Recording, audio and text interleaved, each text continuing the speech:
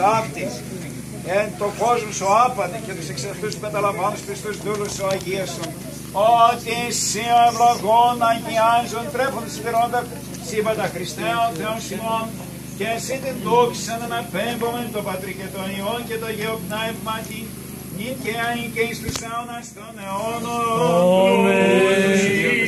Ευτόχευσαν και πείνασαν, οι δε εκδηλούντες των Κύριων, που και να το θύσονται παντός αυτούς.